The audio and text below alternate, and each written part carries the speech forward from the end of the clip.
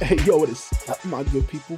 It's your boy, Big Chris, aka the Compton Animator, and I'm here once again to give you another dumb as hell video. Now, on today's video, we got another movie review for you. We're reviewing Spider Man No Way Home. Now, this is a 2021 movie that I have been highly anticipated for, as mostly everybody else has, and I want to get started with talking about the IMDb synopsis for this movie, which basically says, with Spider-Man's identity now revealed, Peter Parker asks Doctor Strange for help, but when the spell goes wrong, dangerous foes from other worlds start to appear, forcing Peter to discover what it truly means to be Spider. Now, the way I do my reviews, they're separated into four parts. We start off with my overall expectations going in, my overall mixed positive feelings, my mixed feelings, and then I end it off with a review score. Now, for me, this is going to be a spoiler-free review. I'm going to not spoil this as much as I can, try to vaguely talk about things, but not give away big hints and stuff like that as I can. I know some people may not have seen this movie yet. I'm going to do a spoiler review in another video to talk about all the good and juicy spoilers of this movie. But for now, let's start off with my overall expectations going in. So, this was my second most um what do you call it? This was my second most anticipated movie of the year, right behind Ghostbusters Afterlife. This movie was very interesting to me because we did not get a trailer for this movie for quite some time this year. Not until I think September or something when we got the first trailer for this movie. So, right when I saw the trailer and saw what this possibility to be, it just shot to the top for me. And I was just so eager to see this. I even started doing a little bit of a marathon of the other Spider-Man movies before this with the Tobey Maguire, Sam Raimi movies, the Mark Webb, Andrew Garfield movies, and even watched the last two John Watts, Tom Holland movies. To just give a quick rundown of those, I enjoyed the first Spider-Man Sam Raimi movie, did not like the other two, and was mixed on the first Mark Webb, Andrew Garfield, Amazing Spider-Man movie, as most people would disagree with me on, but I love Amazing Spider-Man 2. It is a bad movie at parts, but a great movie at others. And for Tom Holland, he has probably made the best of the Spider-Man movies, especially with Spider-Man Homecoming, which before this one, I would say is probably the best Spider-Man movie ever made. And Spider-Man Far From Home, which is a good Spider-Man movie, but it doesn't have that same, same spunks, that same feeling as Spider-Man Homecoming. But with that being said, it kind of all that left me with high expectations going into this movie. I was expecting greatness from this one, not only because of what I've seen coming before, but because this is Marvel and this is a make or break moment for the Spider-Man character to have a third movie for Spider-Man that hits. And I think that's what this movie desperately needed. And lastly, something that did play with my expectations on this movie was all the leaks that we heard coming out. Now, I'm not going to say what those leaks were or whether or not they happened in this movie, but I was spoiled on some stuff and some stuff I wasn't spoiled on. But I did hear all the rumors. I heard everything before going to see this movie. So I was highly anticipating, were the leaks true? What were we going to see? How were they going to deal with the story? How were they going to deal with Spider Man's identity and all that stuff? And to start off with my positives, man, dude. Coming into this movie with those high expectations, I figured that, you know, they had to hit them and they had to be really strong with what they're doing.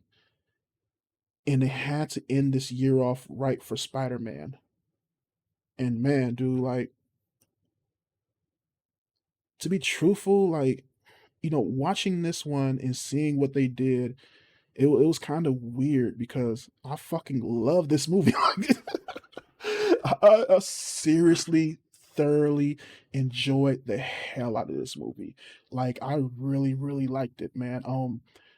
For me, the first thing was the overall story, especially the beginning part where you get introduced to what happened at the end of Spider-Man Far From Home with Spider-Man and Peter Parker Spider-Man's identity being revealed as Peter Parker and him being framed for Mysterio's murder, and people starting to figure Mysterio as a hero. You got J. Jonah Jameson just sticking it to Spider-Man, just smearing his name all over, and now you got Spider-Man and his friends now being kind of left helpless. They can't get into college. They have to move apartments. Spider-Man can barely go to school now, and just his life is getting more and more messed up by the day. And not only that, he's messing up the lives of his friends and his auntie. I really, and also Tony Stark Industries as well. He's starting to mess up their shit too. So I really enjoyed the story at the beginning. I enjoyed how it led to the reason of why he's asking Doctor Strange to help him with the spell. I enjoyed how the spell went. I enjoyed what the spell meant to having the other villains from other places come in and how they came in. And I enjoyed how that connection to those villains and where they went with that. I enjoyed that the movie looked and found for reasons to not only have these villains just come in as kind of a nostalgic thing, but also have them come in and give something to the new MCU Spider-Man universe, or to the new MCU Spider-Man character in his universe and the universe he's in. It felt like they helped Spider-Man in this movie, just not by just being villainous, not by being good or bad, but by add a lot of stuff to this story, and I really, really enjoyed that.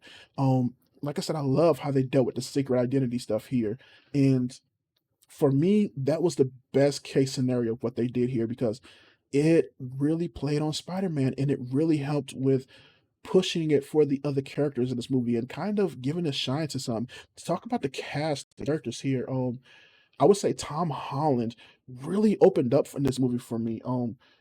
I thoroughly enjoyed a lot of what they were doing with his character. There was one thing with Tom Holland that I think really shined for me here was that he got a chance to be a lot more emotional in this movie. He got a chance to kind of really try to find his identity as Spider-Man and figure out whether or not he wanted to do this, whether or not he was going to be able to have a love interest in Zendaya's MJ, or whether or not he could have friends and stuff. I really enjoyed a lot of the places that they were going with those characters and a lot of what they were doing here. Zendaya shined for me in this movie as well. This was the first time that I kind of felt she was getting more of a space in this movie. She felt like more of a love interest here. She felt like an actual character here where she was more of a just side part to the story for Tom Holland Spider-Man in the first couple movies. You could see them starting to build her character in those movies, but for me, she shined a lot more in this movie. I would say the same thing for the Spider-Man's best friend of Ned. He was actually really good here as well. I thought that he did a great job of moving to the side a little bit to help Zendaya shine a little bit more, but also being supporting character for not only them two, but for everybody else in this movie. He felt like he had a legit purpose to be here, and he was fun to watch. I thought that Doctor Strange was let me get to the video, was very fun in this movie, and he didn't feel like he overshadowed Spider-Man. He felt like, when you see in the comic books where Spider-Man would go to other superheroes for help because he is a kid, so he would go to other superheroes for help or for questions and stuff like that. It really felt like that. He didn't feel like he was mentoring Peter Parker, but more as in, I'm helping out a guy who helped me out as an Avenger. And I thought that was really dope. And I would also say Aunt May here, she shined a lot more too. She's not like, her character or acting wasn't as good as like Sally Fields on Man Amazing Spider-Man, but I really enjoyed a lot of what they did with her character in this movie, especially giving her a real connection with everything that's going around in the community and stuff. She's working at a homeless shelter was called Feast in this movie, which is kind of a nitpick that I'm gonna talk about a little bit later on. But I really enjoyed what they did with her character here and all the emotional moments from it.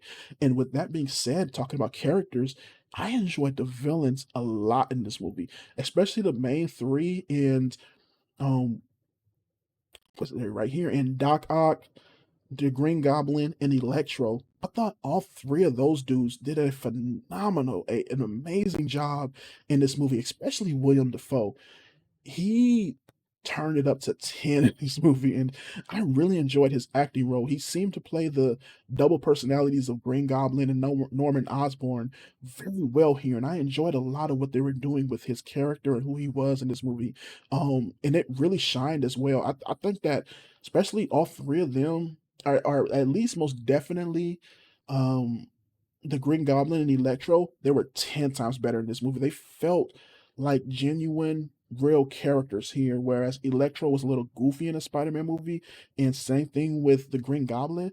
They felt a lot more real here, and they felt a lot better written for in this movie. Um, I would also say that they used a lot of the other stuff from the other Spider-Man series very good here. I'm not gonna tell you what they used other than the villains, but a lot of the things that they used here from the other Spider-Man stuff, I thought that was phenomenally used here. The way they introduced things, the way they went back and hinted at nostalgic stuff, the way they hinted back at points of the other movies. I thought those were very, very done very, very well and used very exciting here. Another thing, man, the action in this movie was super, super dope. I'm actually going to go to an action scene here, see if I can capture a little bit of that. But the action in this movie was really, really dope. I thought that it was very fun to watch, especially this freeway scene where all the Spider-Man villains kind of start to get introduced to him, and a lot of the other scenes as well. I thought they were used very, very well. I really love the end fight scenes of this movie where you get one that's inside of an apartment building and another one that's somewhere else. I thought both of those fight scenes were done very, very well, and they led to some funny moments. They led to some really impactful, emotional moments, and just did a lot to drive out everything that you could out of Tom Holland's Spider-Man and just the story and all the other characters in general. And not only that, they managed to keep this story, the action, the comedic play pieces of this comic booky, but also serious at moments. They really kind of combined what you got from the the Andrew Garfield Spider-Man movies and the seriousness of the Andrew Garfield Spider-Man movies in the comic booky feel, the 60s comic booky feel that you got from the Sam Raimi movies. They did a great job of kind of combining those two things and really having fun playing with the ideas and the stories here. And even also, I love what they did at the end, but also the end credit scenes. That stuff was pure gold for me. One of them is kind of a thing that's leading on to what you may get in the next Spider-Man movie, while another one is a trailer for another Marvel movie, and both of those were very exciting and really, really good stuff here. But with all that being said, I would say that as much as I love this movie, I do have a few slight nitpicks of them. This is for as far as mixed feelings go. There are a few things that kind of like, just like I could have seen a little bit better in that. The first thing I would say was some of the story logic points were a little bit hit and miss for me. There were things like with the spell, it said that anybody who knew that Peter Parker was Spider-Man would be coming into our world. I don't believe Electro knew in the other Spider-Man movie that Peter Parker was Spider-Man, so I'm not sure if that worked here. The whole spell thing in general was a little bit tricky for me, especially when you're trying to understand what it is and what they're doing with it. That was they messed with the logic here a little bit. I would also say that James Jonah Jameson's character, which I really did like in this movie, he could have been used a little bit better here at points. I would also say the same thing for the villains, last two villains in this movie, especially with the Sandman and the Lizard. I think that they were a little bit underused here. I love their fight scenes and what they did with them, but I would love to see if we can get some more character out of the Lizard, and especially out of Sandman, which he's kind of from what you get from the last movie, he's a good guy just doing bad things, and I really wish that we could have gotten more of that from the Lizard. Let's see what else here. Oh, as much as I enjoyed the CG and the action scenes in this movie, and I thought they were done really good, there were small points where you can see kind of the hiccups for them. There was one at the very, very, very end of this movie, the last scene, where the CG for something that's happening there wasn't the best, and I was like, it's is one a little bit too bright for one things and a little bit too dark for other things, and I was like, I wish they could have found that happy balance there. I would also say the movie is like maybe 5% too long, like a very, very short percent is too long. For 95% of this movie, I enjoyed the how long it was, but right when it hit the very, very end, I could start feeling the length right there. And just a couple places here and there could have been tightened up. A last thing was one of them, the jokes, all the jokes in this movie, which I enjoyed most of them, not all of them hit as well as they could have. And also, I would also say that Aunt May working at the homeless shelter type thing, was that something that they had in the last movie? I'm still trying to figure that out. I need to rewatch that because she's working at a place called Feast, which is a homeless shelter, which I remember from the Spider-Man video game, but I'm not sure if she was working there in the last movie, which I got to go back and rewatch that part to see if she was. But for me, all the things that I just said were heavy nitpicks. Like I was searching hard for things that, you know, trying to ask myself how I felt about this movie. Were there things I disliked? Could I bring up anything in my mind to kind of sway me?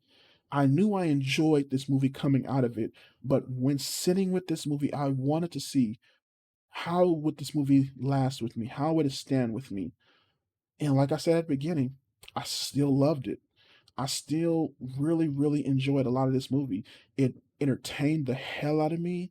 My expectations, I think they delivered on them. And for me, this is one of my top 5 favorite of the MCU movies, and most definitely my favorite live action Spider-Man movie. It's head to head as far as just Spider-Man movies in general with the Spider-Verse movie. Like I love this movie and I can't wait to watch it again, dude. This was a really, really good movie, and I think that this goes to show you the power of the MCU, of Disney's MCU, and what they can do, especially when they put their heads together and tell a genuinely good story. When it comes to rating, I was a little bit unsure of how I wanted to rate this movie. I was mixed between a saying this is a perfect movie out of 5 stars, or kind of giving my nitpicks a little bit more weight and giving it 4.5 stars. And with that being said, I'm gonna kind of slit the middle there and give this movie 5.75 stars. It's close to perfect as I've seen a lot of MC movies get. It has some really good hype moments. It has some really good emotional moments. And just in all, I just was ecstatic and just really enjoyed watching this. This was a really, really fun watch for me. And I just can't say too much about how much I enjoyed just watching this movie. There was a not too much that I can say beyond just, dude, go see Spider-Man No Way Home.